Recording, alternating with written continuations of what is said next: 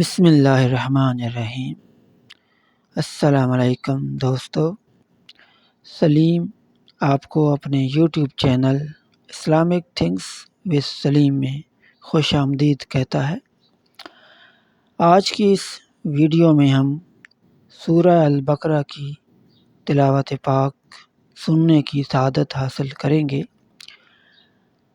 मोहतरम जनाब कारी सैयद सदाकत अली की खूबसूरत आवाज़ में, और उम्मीद करता हूँ कि आपको ये वीडियो पसंद आएगी। इससे पहले कि ये वीडियो शुरू करें, आपसे एक छोटी सी गुजारिश है कि आप मेरे इस चैनल को सब्सक्राइब कर लें और साथ में मौजूद घंटी को भी दबा दें, ताकि हर आने वाली ऐसी खूबसूरत वीडियोस आपको बर वक्त मिलती रहें। शुक्रिया। बिस्मिल्लाहिर्रहमानिर्रहीम। अलिफ लाम मीम। ज़ालिकल किताबु ला रैब फीहि हुदल लिलमुत्तक़ीन الذين يؤمنون بالغيب ويقيمون الصلاة ومما رزقناهم ينفقون والذين يؤمنون بما أنزل إليك وما أنزل من قبلك وبالآخرة هم يوقنون أولئك على هدى من ربهم وأولئك هم المفلحون إن الذين كفروا سواء عليهم أأنذرتهم أم لم تنذرهم لا يؤمنون ختم الله على قلوبهم وعلى سمعهم وعلى أبصارهم غشاوة ولهم عذاب عظيم ومن الناس من يقول آمنا بالله وباليوم الآخر وما هم بمؤمنين يخادعون الله والذين آمنوا وما يخدعون إلا أنفسهم وما يشعرون في قلوبهم مرض فزادهم الله مرضا ولهم عذاب أليم بما كانوا يكذبون وإذا قيل لهم لا تفسدوا في الأرض قالوا إنما نحن مصلحون ألا إنهم هم المفسدون ولكن لا يشعرون وإذا قيل لهم آمنوا كما آمن الناس قالوا أنؤمن كما آمن السفهاء ألا إنهم هم السفهاء ولكن لا يعلمون وإذا لقوا الذين آمنوا قالوا آمنا وإذا خلوا إلى شياطينهم قالوا إنا معكم إنما نحن مستهزئون الله يستهزئ بهم ويمدهم في طغيانهم يعمهون أولئك الذين اشتروا الضلالة بالهدى فما ربحت تجارتهم وما كانوا مهتدين مثلهم كمثل الذي استوقد نارا فلما أضاءت ما حوله ذهب الله بنورهم وتركهم في ظلمات لا يبصرون صم بكم عمي فهم لا يرجعون أو كصيب من السماء فيه ظلمات ورعد وبرق يجعلون أصابعهم في آذانهم من الصواعق حذر الموت والله محيط بالكافرين يكاد البرق يخطف أبصارهم كلما أضاء لهم مشوا فيه وإذا أظلم عليهم قاموا ولو شاء الله لذهب بسمعهم وأبصارهم إن الله على كل شيء قدير يا أيها الناس اعبدوا ربكم الذي خلقكم والذين من قبلكم لعلكم تتقون الذي جعل لكم الأرض فراشا والسماء بناء وأنزل من السماء ماء فأخرج به من الثمرات رزقا لكم فلا تجعلوا لله أندادا وأنتم تعلمون وإن كنتم في ريب مما نزلنا على عبدنا فأتوا بسورة من مثله وادعوا شهداءكم من دون الله إن كنتم صادقين فإن لم تفعلوا ولن تفعلوا فاتقوا النار التي وقودها الناس والحجارة أعدت للكافرين وبشر الذين آمنوا وعملوا الصالحات أن لهم جنات تجري من تحتها الأنهار كلما رزقوا منها من ثمرة رزقا قالوا هذا الذي رزقنا من قبل وأتوا به متشابها ولهم فيها أزواج مطهرة وهم فيها خالدون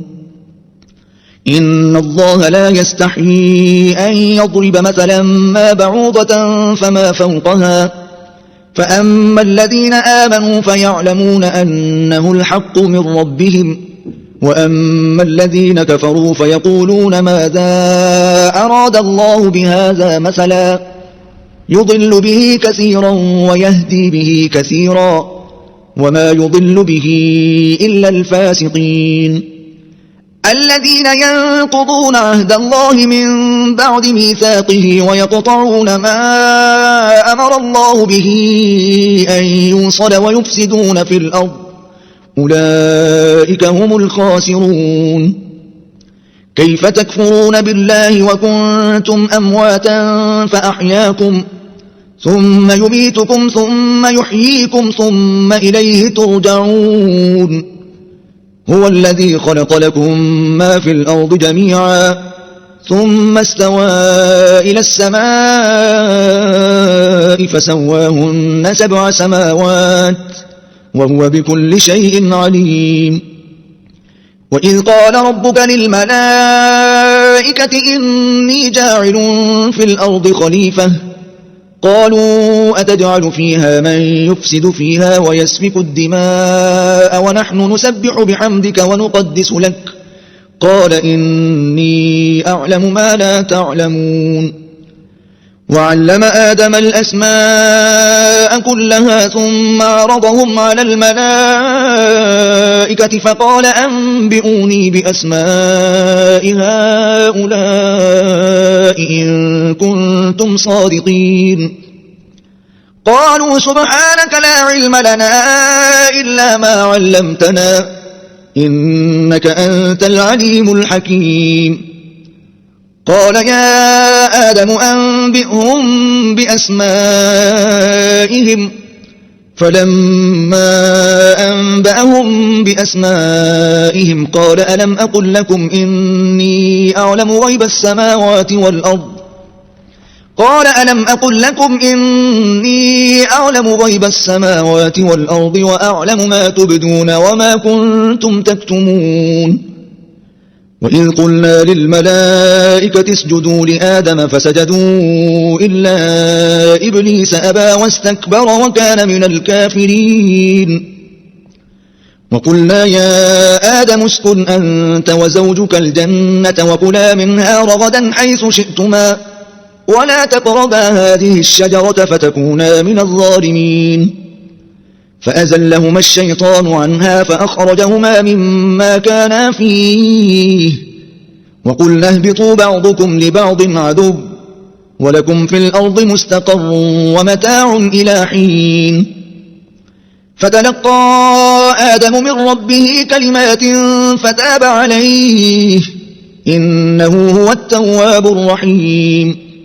قلنا اهبطوا منها جميعا فإما يأتينكم مني هدى فمن تبع هداي فلا خوف عليهم ولا هم يحزنون والذين كفروا وكذبوا بآياتنا أولئك أصحاب النار هم فيها خالدون يا بني إسرائيل اذكروا نعمتي التي أنعمت عليكم وأوفوا بعهدي أوف بعهدكم وإياي فارهبون وآمنوا بما أنزلت مصدقا لما معكم ولا تكونوا أول كافر به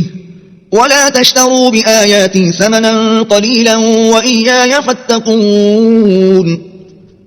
ولا تلبسوا الحق بالباطل وتكتموا الحق وأنتم تعلمون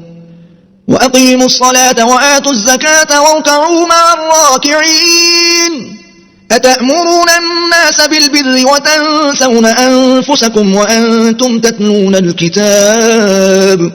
أفلا تعقلون واستعينوا بالصبر والصلاة وإنها لكبيرة إلا على الخاشعين الذين يظنون أنهم ملاقو ربهم وأنهم إليه راجعون يا بني إسرائيل اذكروا نعمتي التي أنعمت عليكم وأني فضلتكم على العالمين واتقوا يوما لا تجزي نفس عن نفس شيئا ولا يقبل منها شفاعة ولا يؤخذ منها عدل ولا هم ينصرون وإذ نجيناكم من آل فرعون يسومونكم سوء العذاب يذبحون أبناءكم ويستحيون نساءكم وفي ذلكم بلاء من ربكم عظيم وإذ فرقنا بكم البحر فأنجيناكم وأغرقنا آل فرعون وأنتم تنظرون وإذ واعدنا موسى 40 ليلة ثم اتخذتم العجل من بعده وأنتم ظالمون ثم عفونا عنكم من بعد ذلك لعلكم تشكرون وإذ آتينا موسى الكتاب والفرقان لعلكم تهتدون وإذ قال موسى لقومه يا قوم إنكم ظلمتم أنفسكم باتخاذكم العجل فتوبوا إلى بارئكم فاقتلوا أنفسكم ذلكم خير لكم عند بارئكم فتاب عليكم إنه هو التواب الرحيم وإذ قلتم يا موسى لن نؤمن لك حتى نرى الله جهرة فأخذتكم الصاعقة وأنتم تنظرون ثم بعثناكم من بعد موتكم لعلكم تشكرون وظللنا عليكم الغمام وأنزلنا عليكم المن والسلوى كلوا من طيبات ما رزقناكم وما ظلمونا ولكن كانوا أنفسهم يظلمون وإذ قلنا ادخلوا هذه القرية فكلوا منها حيث شئتم رغدا وادخلوا الباب سجدا وقولوا حطة نغفر لكم خطاياكم وسنزيد المحسنين فبدل الذين ظلموا قولا غير الذي قيل لهم فأنزلنا على الذين ظلموا رجزا من السماء بما كانوا يفسقون وإذ استسقى موسى لقومه فقلنا اضرب بعصاك الحجر فانفجرت منه 12 عينا قد علم كل أناس مشربهم كلوا واشربوا من رزق الله ولا تعثوا في الأرض مفسدين وإذ قلتم يا موسى لن نصبر على طعام واحد فادع لنا ربك يخرج لنا مما تنبت الأرض من بقلها وقثائها وفومها وعدسها وبصلها قال أتستبدلون الذي هو أدنى بالذي هو خير اهبطوا مصرا فإن لكم ما سألتم وضربت عليهم الذلة والمسكنة وباءوا بغضب من الله ذلك بأنهم كانوا يكفرون بآيات الله ويقتلون النبيين بغير الحق ذلك بما عصوا وكانوا يعتدون إن الذين آمنوا والذين هادوا والنصارى والصابئين من آمن بالله واليوم الآخر وعمل صالحا فلهم أجرهم عند ربهم ولا خوف عليهم ولا هم يحزنون وإذ أخذنا ميثاقكم ورفعنا فوقكم الطور خذوا ما آتيناكم بقوة واذكروا ما فيه لعلكم تتقون ثم توليتم من بعد ذلك فلولا فضل الله عليكم ورحمته لكنتم من الخاسرين ولقد علمتم الذين اعتدوا منكم في السبت فقلنا لهم كونوا قردة خاسئين فجعلناها نكالا لما بين يديها وما خلفها وموعظة للمتقين وإذ قال موسى لقومه إن الله يأمركم أن تذبحوا بقرة قالوا أتتخذنا هزوا قال أعوذ بالله أن أكون من الجاهلين قالوا ادع لنا ربك يبين لنا ما هي قال إنه يقول إنها بقرة لا فارض ولا بكر عوان بين ذلك فافعلوا ما تؤمرون قالوا ادع لنا ربك يبين لنا ما لونها قال إنه يقول إنها بقرة صفراء فاقع لونها تسر الناظرين قالوا ادع لنا ربك يبين لنا ما هي إن البقرة شابه علينا وإنا إن شاء الله لمهتدون قال إنه يقول إنها بقرة لا ذلول تثير الأرض ولا تسقي الحرث مسلمة لا شية فيها قالوا الآن جئت بالحق فذبحوها وما كادوا يفعلون وإذ قتلتم نفسا فادارأتم فيها والله مخرج ما كنتم تكتمون فقلنا اضربوه ببعضها كذلك يحيي الله الموتى ويريكم آياته لعلكم تعقلون ثم قست قلوبكم من بعد ذلك فهي كالحجارة أو أشد قسوة وإن من الحجارة لما يتفجر منه الأنهار وإن منها لما يشقق فيخرج منه الماء وإن منها لما يهبط من خشية الله وما الله بغافل عما تعملون أفتطمعون أن يؤمنوا لكم وقد كان فريق منهم يسمعون كلام الله ثم يحرفونه من بعد ما عقلوه وهم يعلمون وإذا لقوا الذين آمنوا قالوا آمنا وإذا خلا بعضهم إلى بعض قالوا أتحدثونهم بما فتح الله عليكم ليحاجوكم به عند ربكم أفلا تعقلون أولا يعلمون أن الله يعلم ما يسرون وما يعلنون ومنهم أميون لا يعلمون الكتاب إلا أماني وإنهم إلا يظنون فويل للذين يكتبون الكتاب بأيديهم ثم يقولون هذا من عند الله ليشتروا به ثمنا قليلا فويل لهم مما كتبت أيديهم وويل لهم مما يكسبون وقالوا لن تمسنا النار إلا أياما معدودة قل أتخذتم عند الله عهدا فلن يخلف الله عهده أم تقولون على الله ما لا تعلمون بلى من كسب سيئة وأحاطت به خطيئته فأولئك أصحاب النار هم فيها خالدون والذين آمنوا وعملوا الصالحات أولئك أصحاب الجنة هم فيها خالدون وإذ أخذنا ميثاق بني إسرائيل لا تعبدون إلا الله وبالوالدين إحسانا وذي القربى واليتامى والمساكين وقولوا للناس حسنا وأقيموا الصلاة وآتوا الزكاة ثم توليتم إلا قليلا منكم وأنتم معرضون وإذ أخذنا ميثاقكم لا تسفكون دماءكم ولا تخرجون أنفسكم من دياركم ثم أقررتم وأنتم تشهدون ثم أنتم هؤلاء تقتلون أنفسكم وتخرجون فريقا منكم من ديارهم تظاهرون عليهم بالإثم والعدوان وإن يأتوكم أسارى تفادوهم وهو محرم عليكم إخراجهم أفتؤمنون ببعض الكتاب وتكفرون ببعض فما جزاء من يفعل ذلك منكم إلا خزي في الحياة الدنيا ويوم القيامة يردون إلى أشد العذاب وما الله بغافل عما تعملون أولئك الذين اشتروا الحياة الدنيا بالآخرة فلا يخفف عنهم العذاب ولا هم ينصرون ولقد آتينا موسى الكتاب وقفينا من بعده بالرسل وآتينا عيسى ابن مريم البينات وأيدناه بروح القدس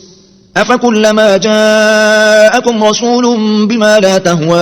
أنفسكم استكبرتم ففريقا كذبتم وفريقا تقتلون وقالوا قلوبنا غلف بل لعنهم الله بكفرهم فقليلا ما يؤمنون ولما جاءهم كتاب من عند الله مصدق لما معهم وكانوا من قبل يستفتحون على الذين كفروا فلما جاءهم ما عرفوا كفروا به فلعنة الله على الكافرين بئس ما اشتروا به أنفسهم أن يكفروا بما أنزل الله بغيا أن ينزل الله من فضله على من يشاء من عباده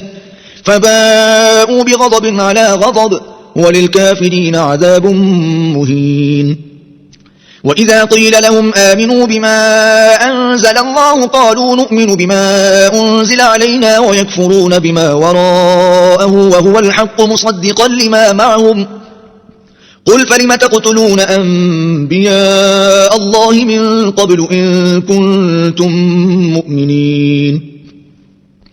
ولقد جاءكم موسى بالبينات ثم اتخذتم العجل من بعده وأنتم ظالمون وإذ أخذنا ميثاقكم ورفعنا فوقكم الطور خذوا ما آتيناكم بقوة واسمعوا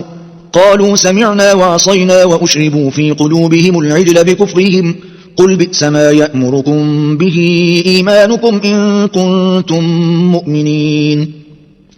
قل إن كانت لكم الدار الآخرة عند الله خالصة من دون الناس فتمنوا الموت إن كنتم صادقين ولن يتمنوه أبدا بما قدمت أيديهم والله عليم بالظالمين ولتجدنهم أحرص الناس على حياة ومن الذين أشركوا يود أحدهم لو يعمر 1000 سنة وما هو بمزحزحه من العذاب أن يعمر والله بصير بما يعملون قل من كان عدوا لجبريل فإنه نزله على قلبك بإذن الله مصدقا لما بين يديه وهدى وبشرى للمؤمنين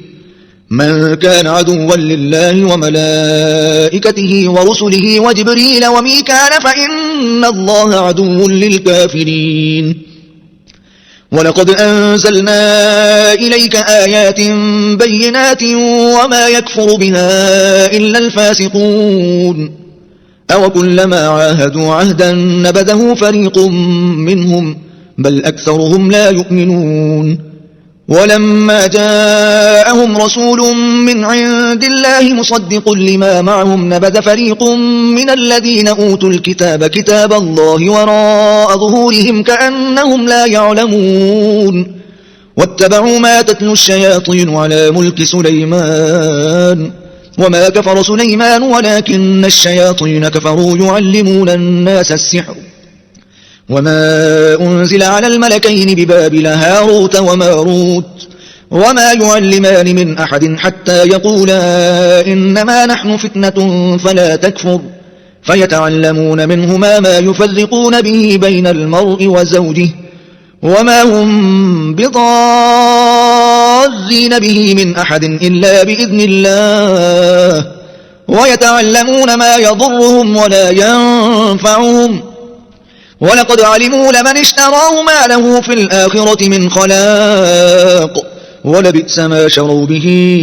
أنفسهم لو كانوا يعلمون ولو أنهم آمنوا واتقوا لمثوبة من عند الله خير لو كانوا يعلمون يا أيها الذين آمنوا لا تقولوا راعنا وقولوا انظرنا واسمعوا وللكافرين عذاب أليم ما يود الذين كفروا من أهل الكتاب ولا المشركين أن ينزل عليكم من خير من ربكم والله يختص برحمته من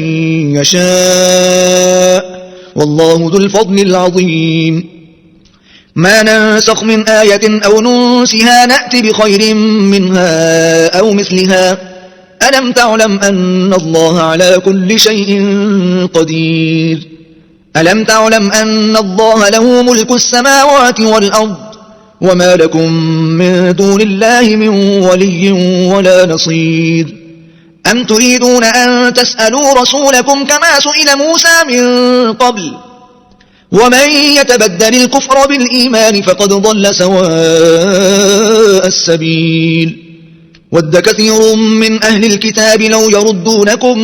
من بعد إيمانكم كفارا حسدا من عند أنفسهم من بعد ما تبين لهم الحق فاعفوا واصفحوا حتى يأتي الله بأمره إن الله على كل شيء قدير وأقيموا الصلاة وآتوا الزكاة وما تقدموا لأنفسكم من خير تجدوه عند الله إن الله بما تعملون بصير وقالوا لن يدخل الجنة إلا من كان هودا أو نصارى تلك أمانيهم قل هاتوا برهانكم إن كنتم صادقين بلى من أسلم وجهه لله وهو محسن فله أجره عند ربه ولا خوف عليهم ولا هم يحزنون وقالت اليهود ليست النصارى على شيء وقالت النصارى ليست اليهود على شيء وهم يتلون الكتاب كذلك قال الذين لا يعلمون مثل قولهم فالله يحكم بينهم يوم القيامة فيما كانوا فيه يختلفون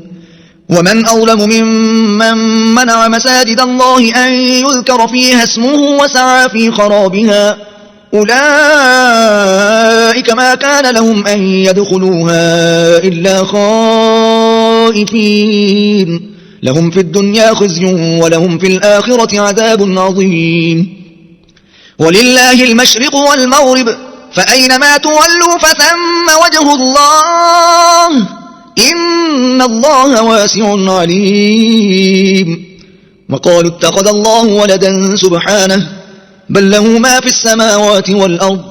كل له قانتون بديع السماوات والأرض وإذا قضى أمرا فإنما يقول له كن فيكون وقال الذين لا يعلمون لولا يكلمنا الله أو تأتينا آية كذلك قال الذين من قبلهم مثل قولهم تشابهت قلوبهم قد بينا الآيات لقوم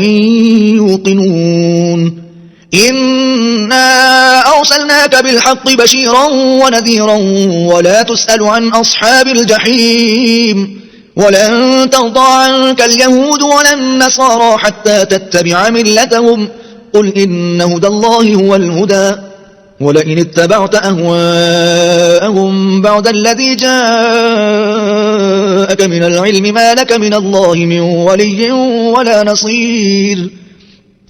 الذين آتيناهم الكتاب يتلونه حق تلاوته أولئك يؤمنون به ومن يكفر به فأولئك هم الخاسرون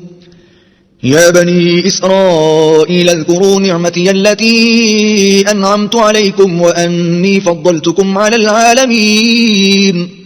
واتقوا يوما لا تجزي نفس عن نفس شيئا ولا يقبل منها عدل ولا تنفعها شفاعة ولا هم ينصرون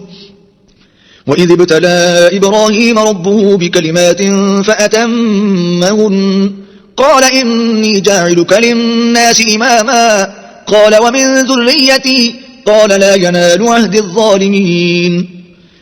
وإذ جعلنا البيت مثابة للناس وأمنا واتخذوا من مقام إبراهيم مصلى وعهدنا إلى إبراهيم وإسماعيل أن طهرا بيتي للطائفين والعاكفين والركع السجود وإذ قال إبراهيم رب اجعل هذا بلدا آمنا وارزق أهله من الثمرات من آمن منهم بالله واليوم الآخر قال ومن كفر فأمتعه قليلا ثم أضطره إلى عذاب النار وبئس المصير وإذ يرفع إبراهيم القواعد من البيت وإسماعيل ربنا تقبل منا إنك أنت السميع العليم ربنا واجعلنا مسلمين لك ومن ذريتنا أمة مسلمة لك وأرنا مناسكنا وتب علينا إنك أنت التواب الرحيم ربنا وابعث فيهم رسولا منهم يتلو عليهم آياتك ويعلمهم الكتاب والحكمة ويزكيهم إنك أنت العزيز الحكيم ومن يرغب عن ملة إبراهيم إلا من سفه نفسه ولقد اصطفيناه في الدنيا وإنه في الآخرة لمن الصالحين إذ قال له ربه أسلم قال أسلمت لرب العالمين ووصى بها إبراهيم بنيه ويعقوب يا بني إن الله اصطفى لكم الدين فلا تموتن إلا وأنتم مسلمون أم كنتم شهداء إذ حضر يعقوب الموت إذ قال لبنيه ما تعبدون من بعدي قالوا نعبد إلهك وإله آبائك إبراهيم وإسماعيل وإسحاق إلها واحدا ونحن له مسلمون تلك أمة قد خلت لها ما كسبت ولكم ما كسبتم ولا تسألون عما كانوا يعملون وقالوا كونوا هودا أو نصارى تهتدوا قل بل ملة إبراهيم حنيفا وما كان من المشركين قولوا آمنا بالله وما أنزل إلينا وما أنزل إلى إبراهيم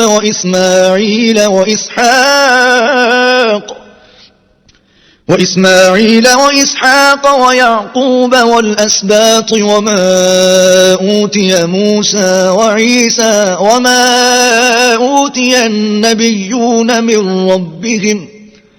لا نفرق بين أحد منهم ونحن له مسلمون فإن آمنوا بمثل ما آمنتم به فقد اهتدوا وإن تولوا فإنما هم في شقاق فسيكفيكهم الله وهو السميع العليم صبغة الله ومن أحسن من الله صبغة ونحن له عابدون قل أتحاجوننا في الله وهو ربنا وربكم ولنا أعمالنا ولكم أعمالكم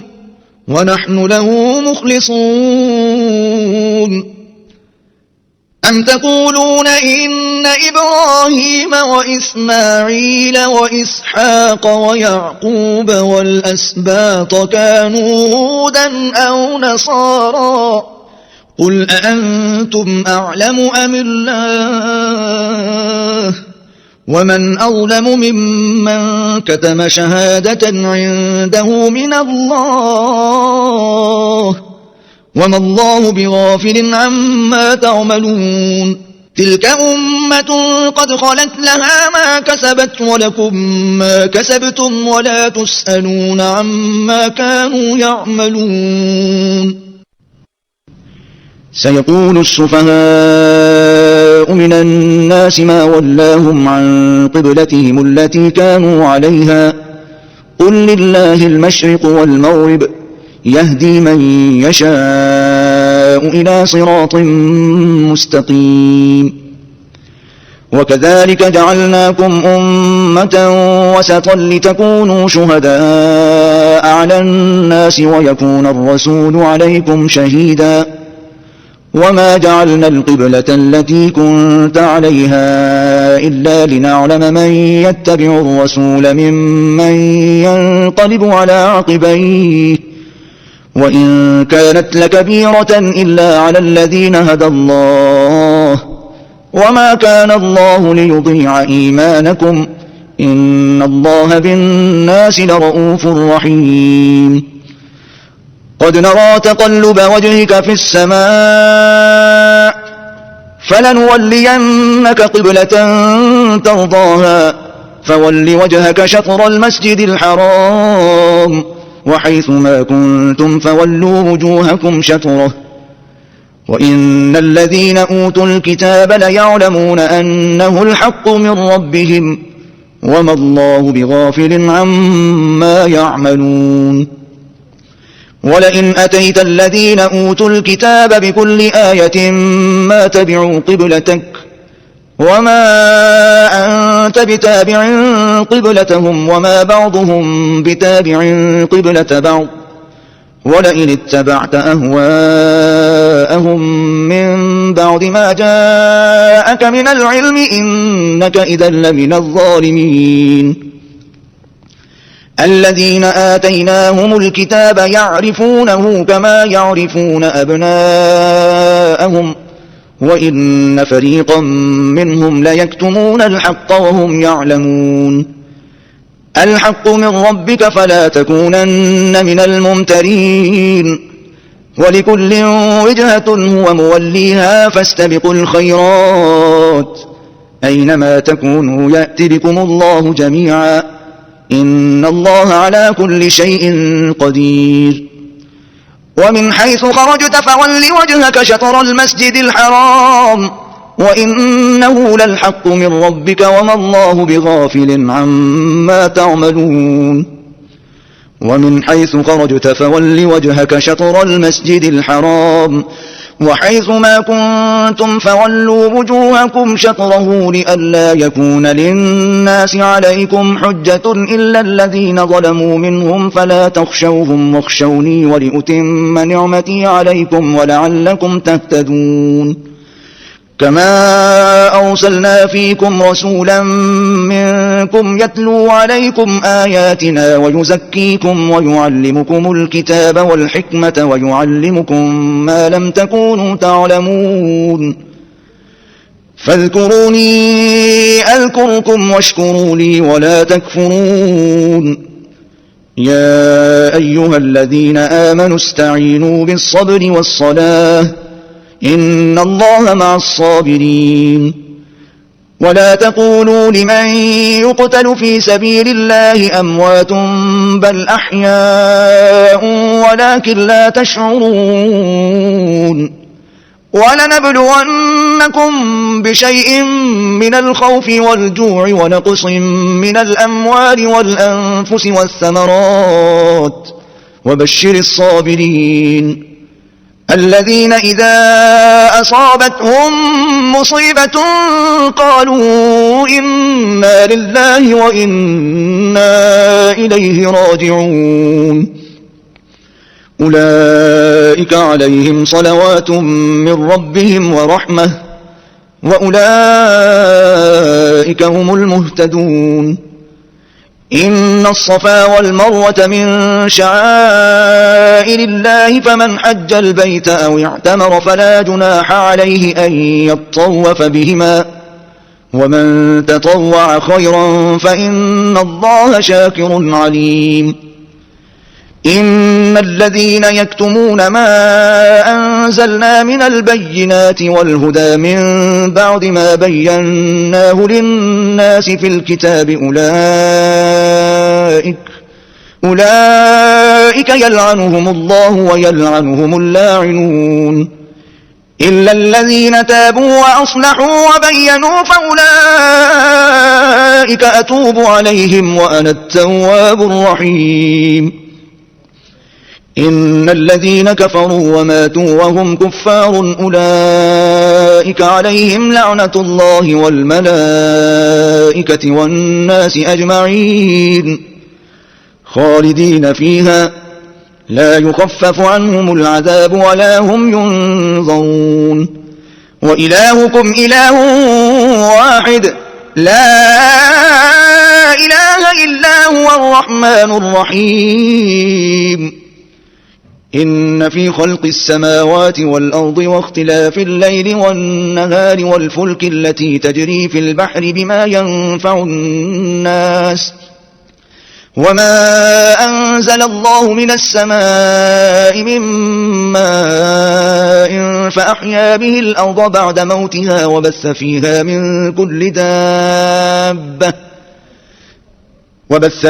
من كل دابة وتصريف الرياح والسحاب المسخر بين السماء والأرض لآيات لقوم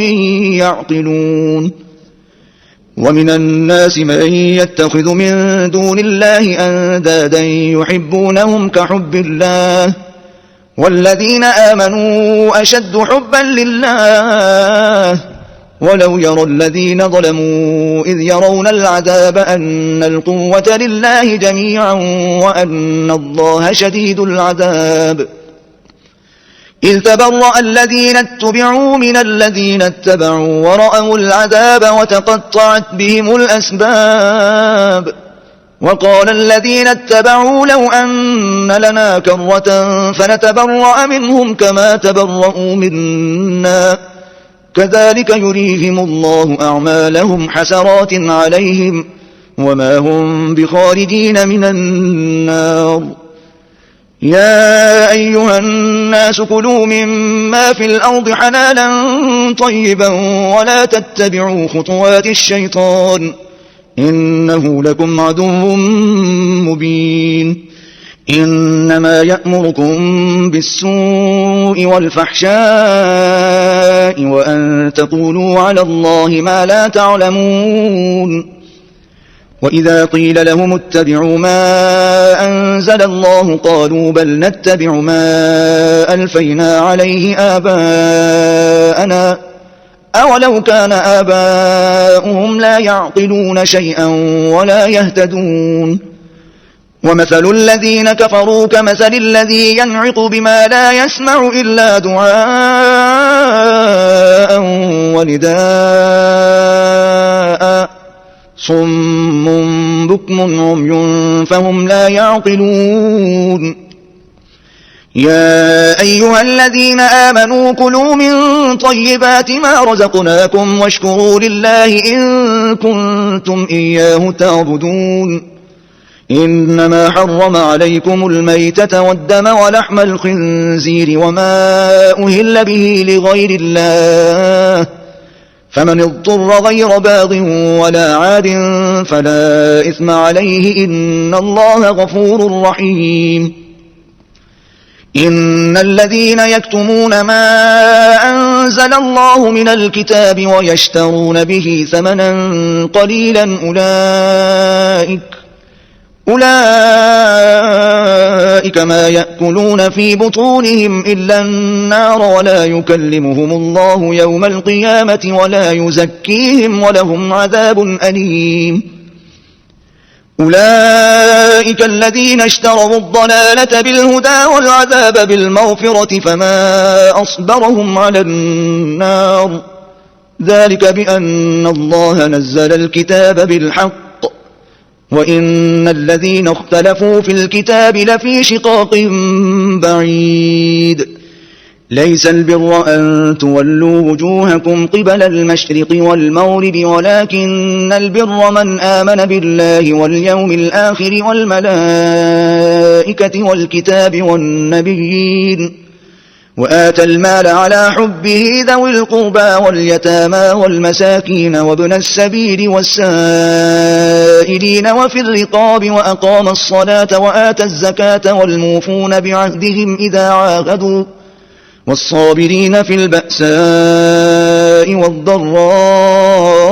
وحين البأس أولئك الذين صدقوا وأولئك هم المتقون يا أيها الذين آمنوا كتب عليكم القصاص في القتلى الحر بالحر والعبد بالعبد والأنثى بالأنثى فمن عفي له من أخيه شيء فاتباع بالمعروف وأداء إليه بإحسان ذلك تخفيف من ربكم ورحمة فمن اعتدى بعد ذلك فله عذاب أليم ولكم في القصاص حياة يا أولي الألباب لعلكم تتقون كتب عليكم إذا حضر أحدكم الموت إن ترك خيرا الوصية للوالدين والأقربين بالمعروف حقا على المتقين فمن بدله بعد ما سمعه فإنما إثمه على الذين يبدلونه إن الله سميع عليم فمن خاف من موص جنفا أو إثما فأصلح بينهم فلا إثم عليه إن الله غفور رحيم يا أيها الذين آمنوا كتب عليكم الصيام كما كتب على الذين من قبلكم لعلكم تتقون أياما معدودات فمن كان منكم مريضا أو على سفر فعدة من أيام أخر وعلى الذين يطيقونه فدية طعام مسكين فمن تطوع خيرا فهو خير له وأن تصوموا خير لكم إن كنتم تعلمون شهر رمضان الذي أنزل فيه القرآن هدى للناس وبينات من الهدى والفرقان فمن شهد منكم الشهر فليصمه ومن كان مريضا أو على سفر فعدة من أيام أخر يريد الله بكم اليسر ولا يريد بكم العسر ولتكملوا العدة ولتكبروا الله على ما هداكم ولعلكم تشكرون وإذا سألك عبادي عني فإني قريب أجيب دعوة الداع إذا دعان فليستجيبوا لي وليؤمنوا بي لعلهم يرشدون أحل لكم ليلة الصيام الرفث إلى نسائكم هن لباس لكم وأنتم لباس لهن علم الله أنكم كنتم تختانون أنفسكم فتاب عليكم وعفى عنكم فالآن باشروهن وابتغوا ما كتب الله لكم وكلوا واشربوا حتى يتبين لكم الخيط الأبيض من الخيط الأسود من الفجر ثم أتموا الصيام إلى الليل ولا تباشروهن وأنتم عاكفون في المساجد تلك حدود الله فلا تقربوها كذلك يبين الله آياته للناس لعلهم يتقون ولا تأكلوا أموالكم بينكم بالباطل وتدلوا بها إلى الحكام لتأكلوا فريقا من أموال الناس بالإثم وأنتم تعلمون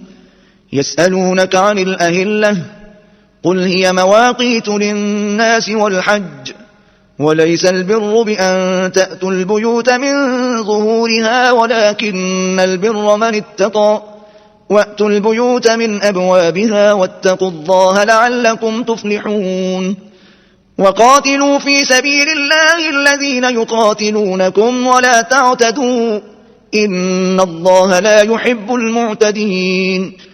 وقتلوهم حيث ثقفتموهم وأخرجوهم من حيث أخرجوكم والفتنة أشد من القتل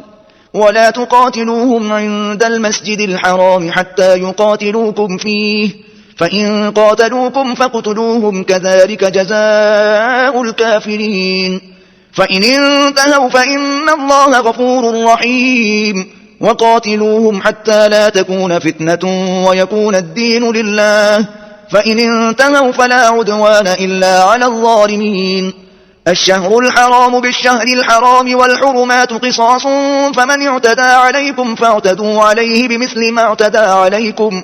واتقوا الله واعلموا أن الله مع المتقين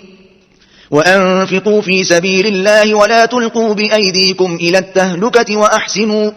إن الله يحب المحسنين وأتموا الحج والعمرة لله فإن أحصرتم فما استيسر من الهدي ولا تحلقوا رؤوسكم حتى يبلغ الهدي محله فمن كان منكم مريضا أو به أذى من رأسه ففدية من صيام أو صدقة أو نسك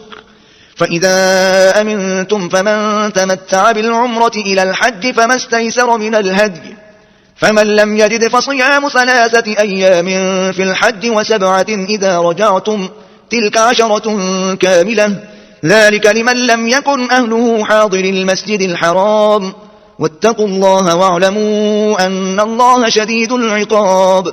الحج أشهر معلومات فمن فرض فيهن الحج فلا رفث ولا فسوق ولا جدال في الحج وما تفعلوا من خير يعلمه الله وتزودوا فإن خير الزاد التقوى واتقون يا أولي الألباب ليس عليكم جناح أن تبتغوا فضلا من ربكم فإذا أفضتم من عرفات فاذكروا الله عند المشعر الحرام واذكروه كما هداكم وإن كنتم من قبله لمن الضالين ثم أفيضوا من حيث أفاض الناس واستغفروا الله إن الله غفور رحيم فإذا قضيتم مناسككم فاذكروا الله كذكركم آباءكم أو أشد ذكرا فمن الناس من يقول ربنا آتنا في الدنيا وما له في الآخرة من خلاق ومنهم من يقول ربنا آتنا في الدنيا حسنة وفي الآخرة حسنة وقنا عذاب النار أولئك لهم نصيب مما كسبوا والله سريع الحساب واذكروا الله في أيام معدودات فمن تعجل في يومين فلا إثم عليه ومن تأخر فلا إثم عليه لمن اتقى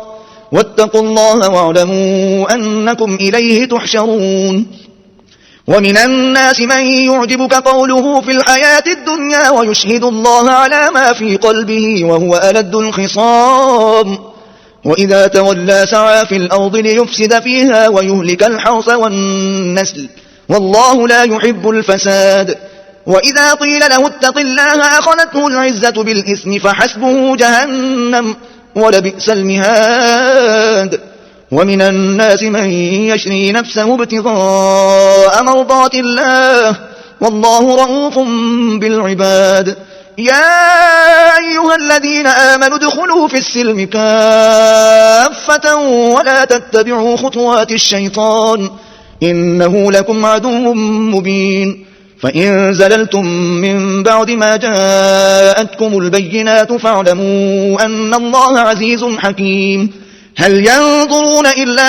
أن يأتيهم الله في ظلل من الغمام والملائكة وقضي الأمر وإلى الله ترجع الأمور سل بني إسرائيل كم آتيناهم من آية بينة ومن يبدل نعمة الله من بعد ما جاءته فإن الله شديد العقاب زين للذين كفروا الحياة الدنيا ويسخرون من الذين آمنوا والذين اتقوا فوقهم يوم القيامة والله يرزق من يشاء بغير حساب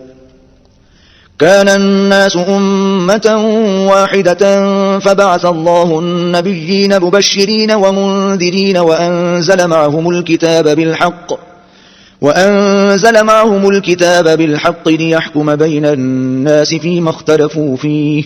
وما اختلف فيه إلا الذين أوتوه من بعد ما جاءتهم البينات بغيا بينهم فهدى الله الذين آمنوا لما اختلفوا فيه من الحق بإذنه والله يهدي من يشاء إلى صراط مستقيم. أم حسبتم أن تدخلوا الجنة ولما يأتكم مثل الذين خلوا من قبلكم مستهم البأساء والضراء وزلزلوا حتى يقول الرسول والذين آمنوا معه متى نصر الله ألا إن نصر الله قريب. يسألونك ماذا ينفقون قل ما أنفقتم من خير فللوالدين والأقربين واليتامى والمساكين وابن السبيل وما تفعلوا من خير فإن الله به عليم. كتب عليكم القتال وهو كره لكم وعسى أن تكرهوا شيئا وهو خير لكم وعسى أن تحبوا شيئا وهو شر لكم والله يعلم وأنتم لا تعلمون. يسألونك عن الشهر الحرام قتال فيه قل قتال فيه كبير وصد عن سبيل الله وكفر به والمسجد الحرام وإخراج أهله منه أكبر عند الله والفتنة أكبر من القتل ولا يزالون يقاتلونكم حتى يردوكم عن دينكم إن استطاعوا ومن يرتد منكم عن دينه فيمت وهو كافر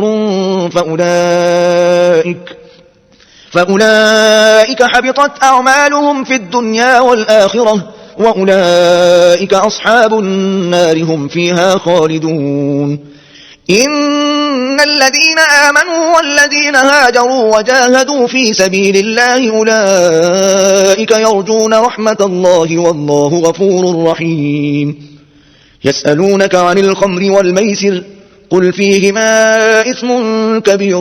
ومنافع للناس وإثمهما أكبر من نفعهما ويسألونك ماذا ينفقون قل العفو كذلك يبين الله لكم الآيات لعلكم تتفكرون. في الدنيا والآخرة ويسألونك عن اليتامى قل إصلاح لهم خير وإن تخالطوهم فإخوانكم والله يعلم المفسد من المصلح ولو شاء الله لأعنتكم إن الله عزيز حكيم. ولا تنكحوا المشركات حتى يؤمن ولأمة مؤمنة خير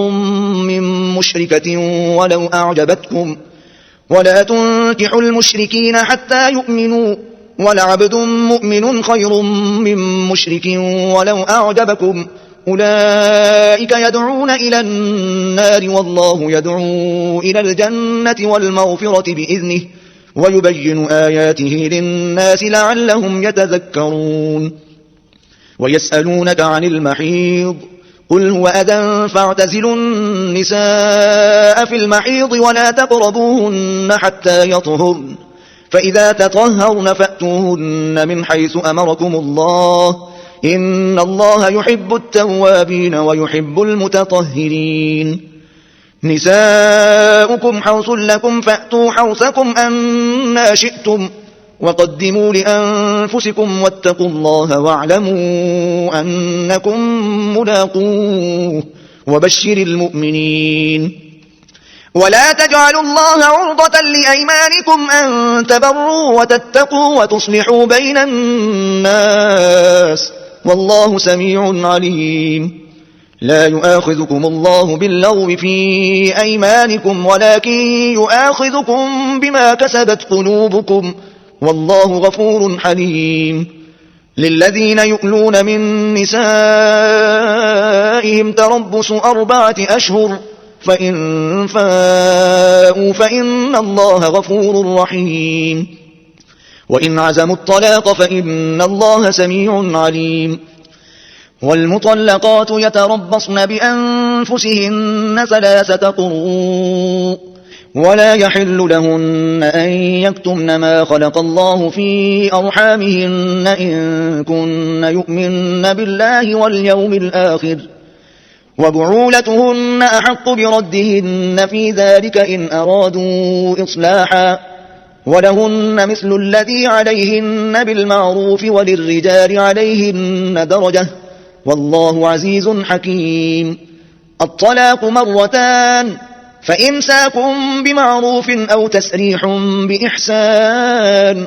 ولا يحل لكم أن تأخذوا مما آتيتموهن شيئا إلا أن يخافا ألا يقيما حدود الله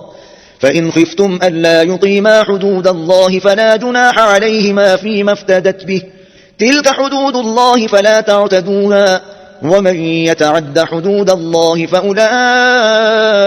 هم الظالمون. فإن طلقها فلا تحل له من بعد حتى تنكح زوجا غيره فإن طلقها فلا جناح عليهما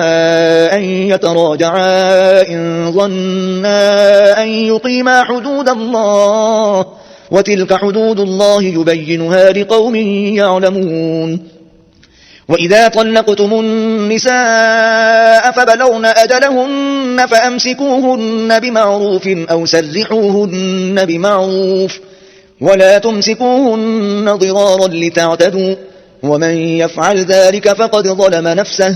ولا تتخذوا آيات الله هزوا واذكروا نعمة الله عليكم وما أنزل عليكم من الكتاب والحكمة يعظكم به واتقوا الله واعلموا أن الله بكل شيء عليم. وإذا طلقتم النساء فبلغن أجلهن فلا تعضلوهن أن ينكحن أزواجهن إذا تراضوا بينهم بالمعروف ذلك يوعظ به من كان منكم يؤمن بالله واليوم الآخر ذلكم أزكى لكم وأطهر والله يعلم وأنتم لا تعلمون. والوالدات يرضعن أولادهن حولين كاملين لمن أراد أن يتم الرضاعة وعلى المولود له رزقهن وكسوتهن بالمعروف لا تكلف نفس إلا وسعها لا تضار والدة بولدها ولا مولود له بولده وعلى الوارث مثل ذلك فإن أرادا فصالا عن تراض منهما وتشاور فلا جناح عليهما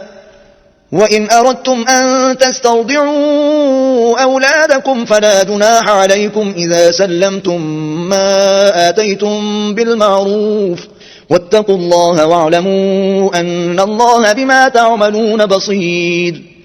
والذين يتوفون منكم ويذرون أزواجا يتربصن بأنفسهن 4 أشهر وعشرا فإذا بلغن أجلهن فلا جناح عليكم فيما فعلن في أنفسهن بالمعروف والله بما تعملون خبير. ولا جناح عليكم فيما عرضتم به من خطبة النساء أو أكننتم في أنفسكم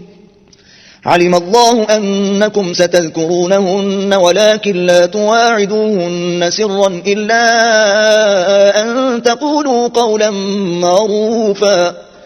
ولا تعزموا عقدة النكاح حتى يبلغ الكتاب أجله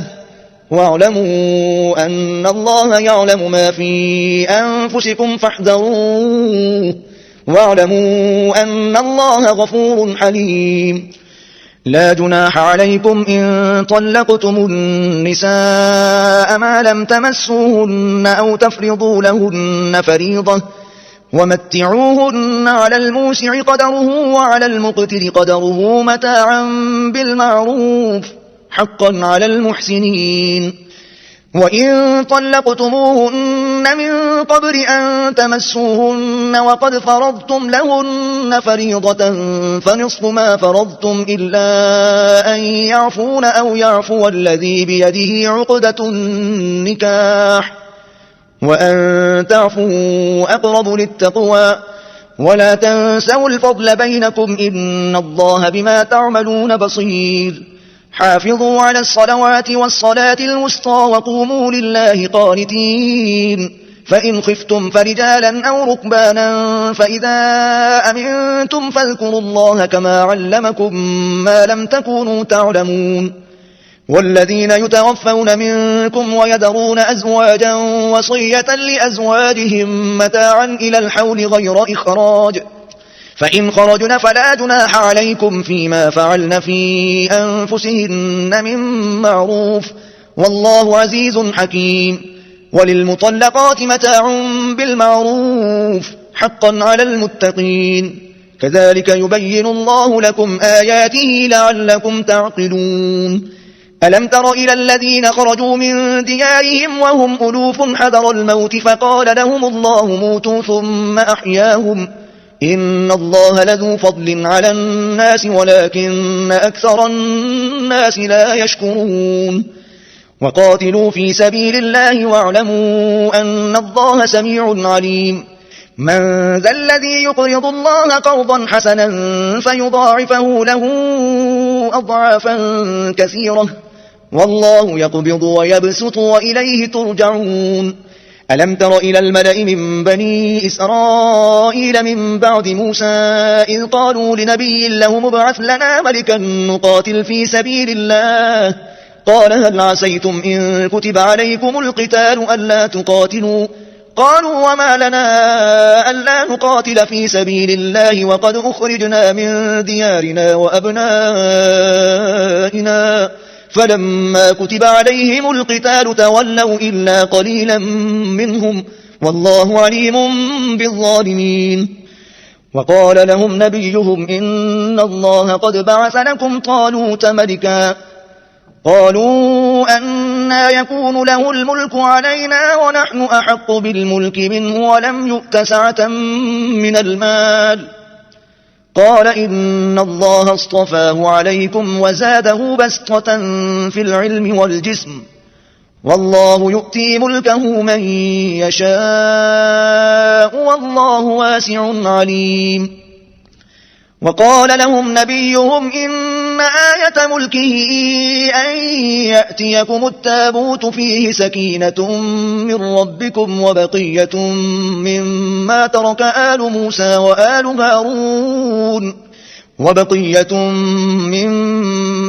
آل موسى وآل هارون تحمله الملائكة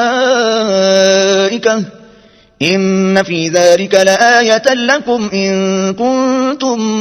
مؤمنين فلما فصل طالوت بالجنود قال إن الله مبتليكم بنهر فمن شرب منه فليس مني ومن لم يطعمه فإنه مني إلا من اغترف غرفة بيده فشربوا منه إلا قليلا منهم فلما جاوزه هو والذين آمنوا معه قالوا لا طاقة لنا اليوم بجالوت وجنوده قال الذين يظنون أنهم ملاقوا الله كم من فئة قليلة غلبت فئة كثيرة بإذن الله والله مع الصابرين ولما برزوا لجالوت وجنوده قالوا ربنا أفرغ علينا صبرا وثبت أقدامنا وانصرنا على القوم الكافرين فهزموهم بإذن الله وقتل داود جالوت وآتاه الله الملك والحكمة وعلمه مما يشاء ولولا دفع الله الناس بعضهم ببعض لفسدت الأرض ولكن الله ذو فضل على العالمين. تلك آيات الله نتلوها عليك بالحق وإنك لمن المرسلين.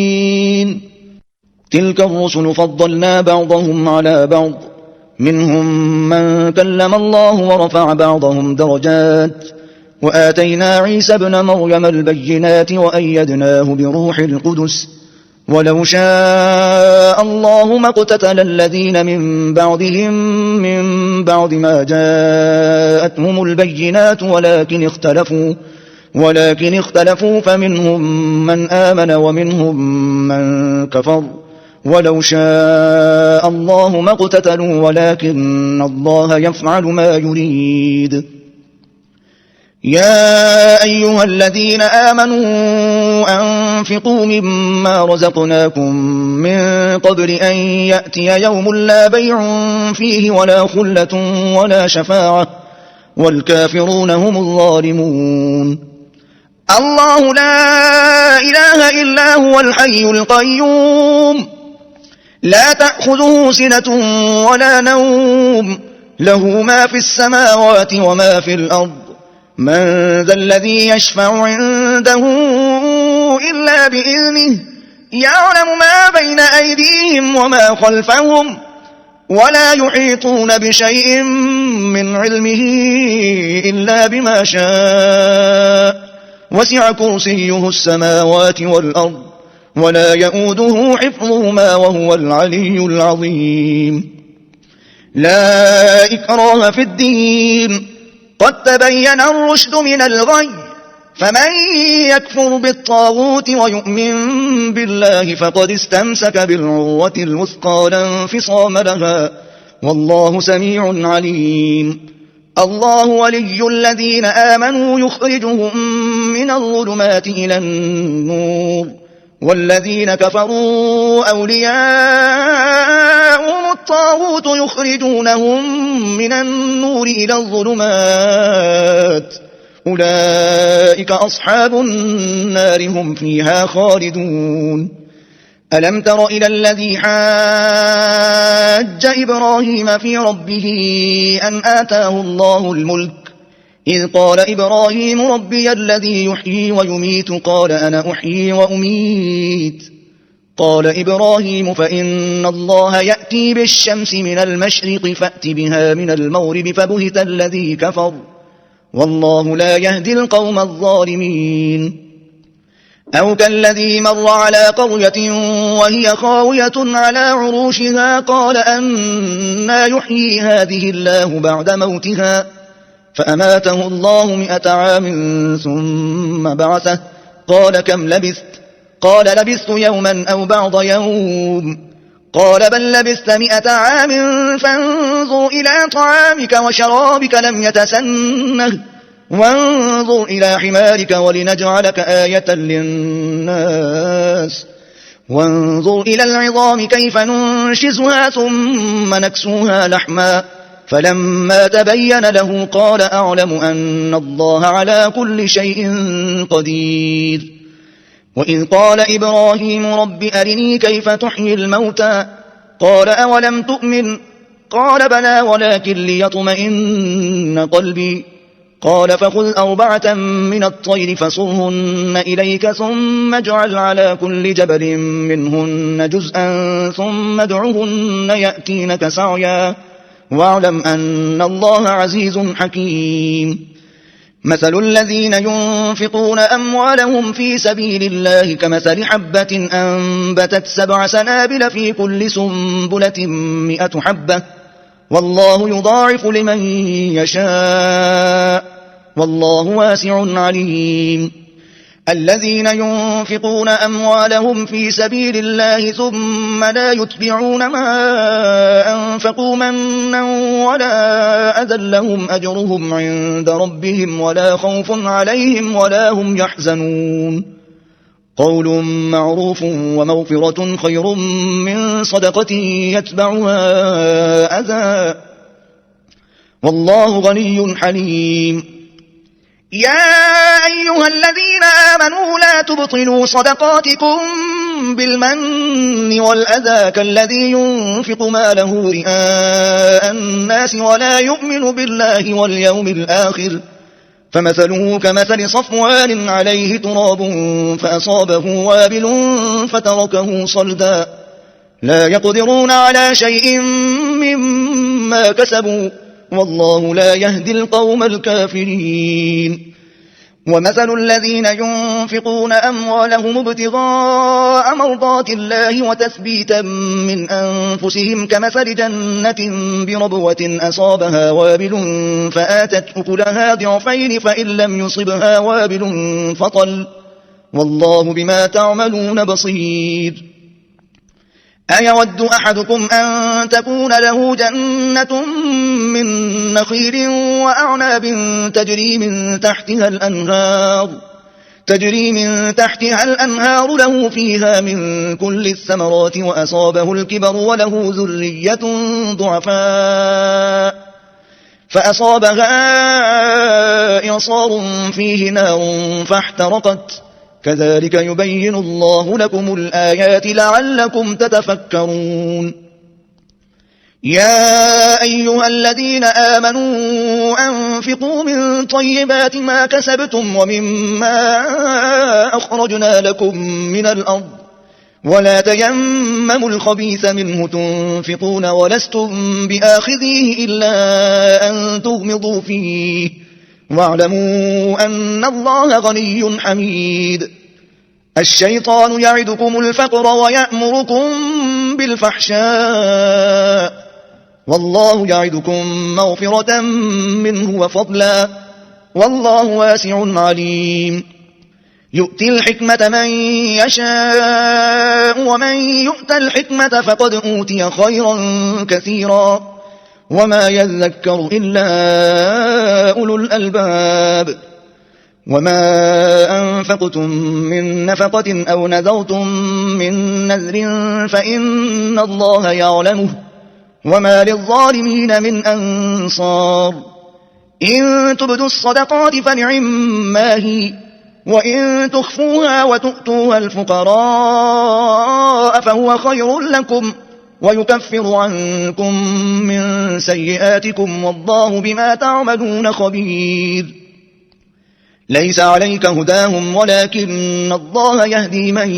يشاء وما تنفقوا من خير فلأنفسكم وما تنفقون إلا ابتغاء وجه الله